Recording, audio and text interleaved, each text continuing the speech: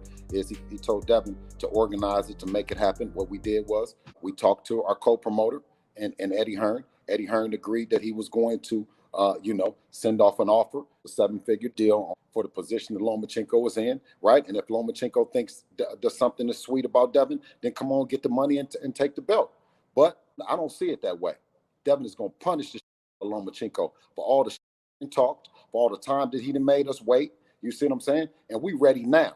Just like I told him, we ready now for anybody. And more importantly, we ready for Lomachenko right now. Not next fight, not none of that. Right now. Obviously, Lomachenko, he agreed to fight Devin Haney come May on Twitter. So what happened once you guys sent a contract to his team or sent an offer to his team? The infamous Twitter response that he gave after Devin asked where was he, his response back that he's here and he's waiting. He asked Devin, was he the one that was organizing it? I took on the liberty to reach out to his team, the great Igis Klimas, who's a great guy and Lomachenko's manager, and do my best to make the fight happen. Igis Klimas, he said some things that didn't give me a whole lot of optimism, but we're always patient. He then talked to Eddie Hearn, reached out to Eddie Hearn, and told Eddie Hearn to reach out to Bob. I know that after talking to Eddie, that we have a 7-figure deal in play for Lomachenko to come over to the zone. You know what I mean? So we're waiting to hear back. Of course, a lot of the rumors have been publicized that the Linares fight was in the bag already. We've been talking to Linares, and Linares fight was something that Eddie had pretty much all but closed the deal on. Then the Lomachenko stuff came into play, where Devin and him went back and forth. Now, to the people, must understand that this was the first time that Lomachenko had ever responded to Devin in a way that he was saying that he was ready. He was ready and being ready in the end of April, May. So, I didn't want to let that go by the wayside. So I advised Eddie to do what it took to make that fight happen, because I knew that was the fight that the people wanted to see. That was the fight that we have been trying to get for a long time. We take nothing away from the Lomachenko team and what they've been doing. I think that he's a great fighter, but I know that there's something special about Dev, and it's just a fight that we know that we want, and we feel very comfortable and confident in. So that's where that stands. Of course, if it's not Lomachenko, Jorge Linares is someone else that I have a whole lot of respect for and what he's did and what he brings to the table. He raised his hand, and should the thing not work with Lomachenko, the deal is already in place for Linares. There's been multiple fighters in the past, such as Pacquiao, Floyd Mayweather, that negotiated with multiple fighters at the same time. So this is nothing new. Pretty much Linares is the backup plan, but the main fight that Devin Haney and his team wanted was Lomachenko. Absolutely. Without doubt, undeniably, we want Lomachenko, and we want him now. Now, ESPN and DAZN always work hand to hand. Lomachenko, now there's news by media outlets that he's exclusive to ESPN. I'm not listening. Great. And I hate to cut you off with that, but I'm not listening to what the media is saying. I'm listening to what Lomachenko said, and Lomachenko said that he's ready, and he has the ample amount of time. In his own words, was adequate time for preparation for a May date. And, for all intent purposes, it's full steam ahead in terms of trying to make that thing happen. That's right. And the point I was trying to bring up is that DAZN and ESPN always work together, and they're trying to work on a mega fight right now, which is Anthony Joshua and Tyson Fury. Tyson Fury is exclusive to ESPN, and Anthony Joshua is under DAZN. So how come is this an issue all of a sudden?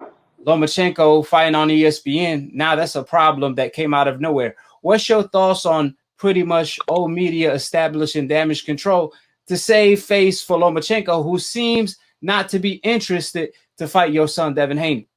Well, one thing we don't take lightly is being called cowards of any sort. You know what I mean? He turned it into something more personal than just business by calling Devin a coward. We hold him to his words, and by all stretch of the imagination, there's no reason why he would say that he's available in May, to tell Devin to organize it, and then not be available in May to come fight on DAZN, because he doesn't have a date in May on ESPN. So what he was talking about was Devin. What Devin said, that he had a date in May, and he said that he has an ample enough time. So we're going to hold him to that and we're moving forward. We're pressing forward and sending over something that Eddie described as, like I said, it's a 7-figure deal. But Lomachenko and his team, they hide in behind the 90-year-old man, which is Bob Arum. They saying that Bob Arum is kind of like the roadblock when Bob Arum, a similar guy that he has, which is Crawford, he's offering him to Al Heyman. So we know Bob Arum is not the issue because Bob, out of his own mouth, he said at the end of the day, it's up to the fighter if he really want the fight. So what's going on with Lomachenko team? Because Loma told you to contact his manager, then your manager tells you to contact Bob, and then Bob want to say Lomachenko exclusive to ESPN. So it just seemed like a bunch of excuses to save face for Lomachenko. Are you optimistic the fight's going to come to fruition at all? Well, I'm hopeful. I'm happy the fact that we're at a level where now qualified opponents that are approved by the fans and the people, you know what I mean? Because that's something that we choose to work towards. You know, it's highly documented that Devin is a fighter that's getting paid. So it's not about the money. We've never heard us talk about the money or talk about the lack of. We always look to the admiration and the acceptance of the people, of the fans, the ones that are actually paying the bills. The network facilitates the fights, but they don't facilitate a fight that the people aren't behind. So we know that the people are calling for this fight, and this is a fight that we're demanding our promoter, our co-promoter in Eddie Hearn, to make happen, to do as much as he can to make happen. And the world will see what we're going to do to Lomachenko should he get in the ring in May. Now, Bob did say that he likes the Devin Haney fight for Lomachenko, just not now. And it could come to fruition after Devin Haney contract is up with the Zone. He's not talking about now. He's talking about later. But what's your thoughts on Bob Arum comments? Well, that's not the way that we do business. That's not the way that we learn to do business. Is we go into it with a partner, and we go into it to deliver. Right? We signed up for the amount of fights that we signed up for, and we're not through until we're through. So we don't want to discuss any kind of options or plans while in agreement with Eddie. And as far as we've known, it's been a great partnership, right? But it's about delivering, you know, and delivering the biggest and best fights and being available for the biggest and the best fights to happen. The fights that the people are clamoring for, you know. They want that Lomachenko fight. They want the Lomachenko and Devin fight. Now the Lomachenko team and Vasyl has answered. He's answered to the bell, but we have yet to hear any other response from it. So until then, I respectfully reserve the right to, you know, him answering the bell and it being a fight with Lomachenko. But of course, make no mistake about it is, though, we don't look at any of the opponents, whether it be Teofimo Lopez, whether it be Ryan Garcia, whether it be Javier Fortuna, none of the opponents, we don't take anyone lightly, right? At this point in time, who we're picking. It's the people, it's the fighters that's available, it's the network, you know what I mean? Because we'll take all of them. We'll fight anybody right now. Devin is at a point where, you know what I'm saying? He's on another level right now, bro. We're not playing with nobody. You know what I'm saying? Next time that you see Devin, you're going to see a growth in Devin that is going to be unbelievable, right? We're in camp, right? And I'm watching him every day. We're not taking no prisoners. We don't care who it is. It can be Lomachenko. It can be whoever. You know what I'm saying? It could be Jorge Linares, you know what I mean, Javier Fortuna. It didn't make no difference with me personally. You know, Eddie Hearn was negotiating with Jorge Linares for the fight, right? I had a discussion with Javier Fortuna's manager, Sampson, after the numerous times that I didn't talk to Sampson, right? Sampson, he raised his hand, and Javier Fortuna raised his hand after Eddie had started negotiating with Jorge Linares. I spoke with him about that, right? He said that the Jorge Linares fight was a fight that not only that he wanted, the Zone wanted, also the WBC approved of it, right? And then came the talks of Lomachenko and Devin talking. So I was kind of questioning whether or not Lomachenko was talking because he had heard the talks between Jorge Linares and Devin. So I said, okay, you know what? Let's hold up, Eddie. Go ahead and talk to Bob. Go talk to Bob. And let's see, can we make this thing happen? And if Lomachenko thinks that Devin is sweet or he push over, come on, Lomachenko, come now. You see what I'm saying? Let's get it now. Let's stop all the bullshit. Let's stop all the talking. I reached out to your manager, Igis Klimas, several times. I got it on text. You know what I'm saying? So let us know what's happening, man. We're not playing with you guys, man. You see what I'm saying? And we're going to show you who a coward is. If Lomachenko is exclusive to ESPN, then why he was calling out Gervonta Tank Davis for years, who was exclusive to Showtime? Bro, I'm Was not listening. Lomachenko just clout chasing? To what the media. I'm not listening to what the media is saying. I'm not listening to what nobody is saying. Vasyl Lomachenko has been on the pound for pound list. You know, he's a hell of a fighter, right? I'm sure he's in control of his career right now. You know what I'm saying? I'm certain he's in sure. So I'm listening to him. I'm listening to his last tweet, and that's all that I'm listening to. The last time that I came on here with you, I told you that's what we're doing. You know what I mean? And I've been all business about that since then. The rubber that met the road. You know, he said what he said. Devin said what he said. So let's make it happen. Now, there's obviously multiple fighters on top rank that fall elsewhere, like Ramirez, so on and so forth. Now, Lomachenko, he is coming off a loss. So fighting Devin Haney, that's like a VIP ticket back to the top. Now, are you surprised that he reluctant, knowing that he's coming off a loss? I understand him avoiding Devin Haney when Devin was his mandatory, but when tables turn, he's still avoiding Devin Haney. How shocking is that to you? Well, I'm not going to say that he's avoiding Devin Haney, because the last thing I heard, he told Devin to organize it, to make it happen. What we did was we talked to our co-promoter and Eddie Hearn. Eddie Hearn agreed that he was going to, send off an offer that was a respectable offer for the position that Lomachenko was in, right? And if Lomachenko thinks there's something that's sweet about Devin, then come on, get the money and take the belt. But I don't see it that way. Devin is going to punish the shit out of Lomachenko for all the shit that he done talked, for all the time that he done made us wait. You see what I'm saying? And we ready now. Just like I told him, we ready now for anybody. And more importantly, we ready for Lomachenko right now. Not next fight, not none of that shit. Right now. I did a poll and everybody want to see Devin versus Lomachenko next. However, like I said, it takes two to rumble. Now, there was news that came out last week that Linares, he told Devin Haney, "You lying. Devin never sent me a contract." He was in denial, but now all of a sudden, there's news that he agreed to the fight and he signed to fight Devin. So what happened there when Linares was denying the fact there was a contract sent?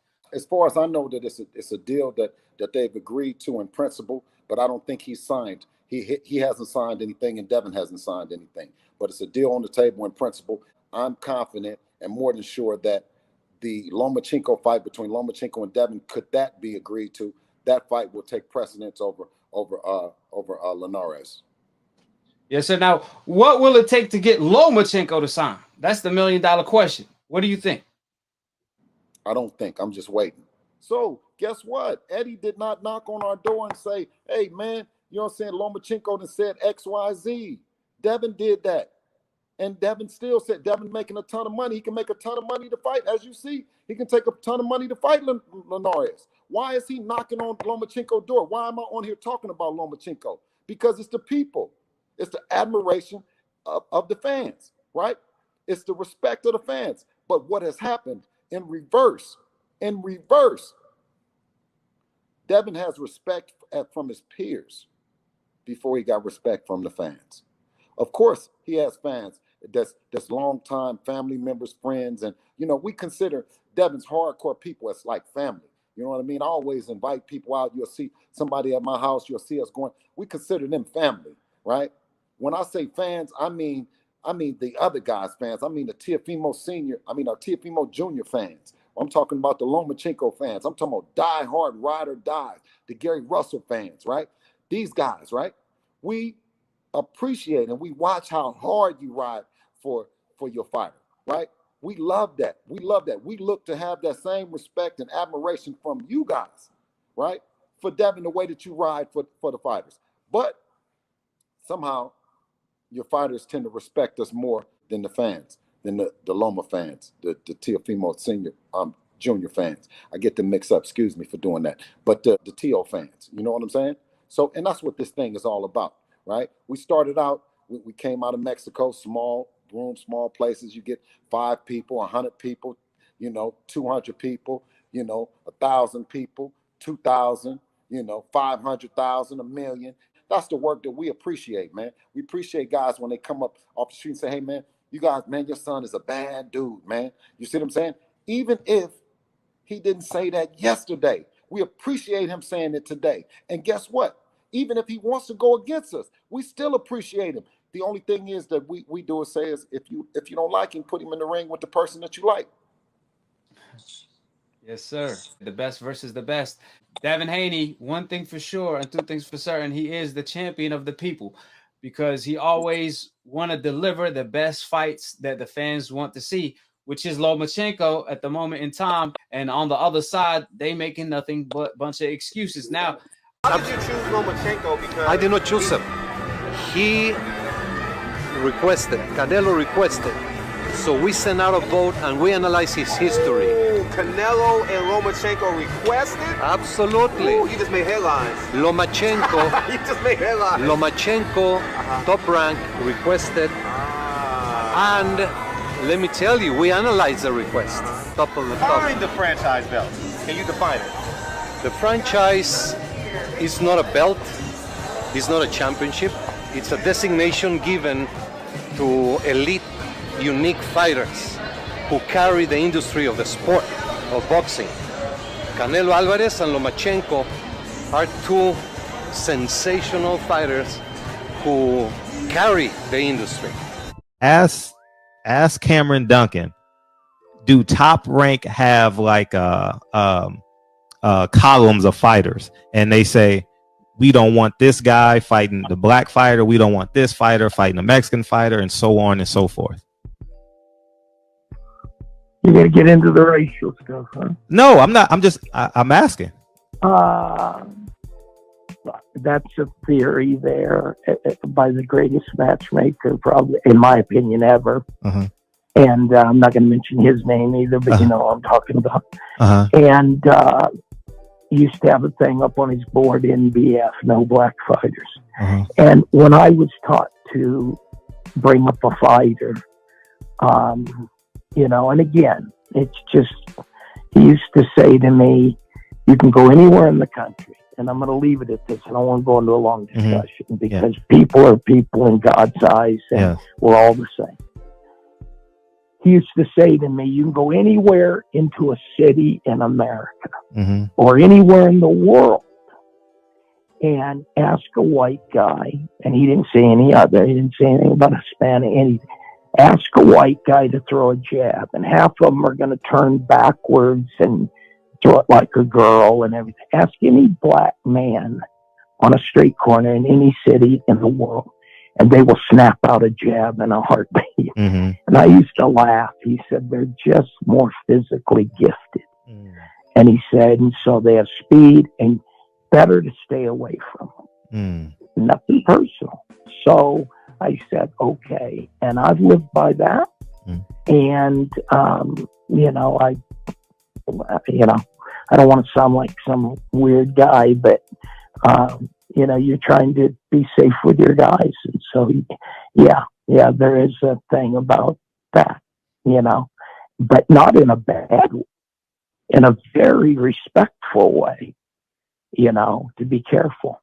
So that's all. The last man even said they doing that to protect them. Right. Somebody beat them, but they don't get a belt. There you go. The franchise belt is protect them from the big black guys. So you would favor Devin Haney?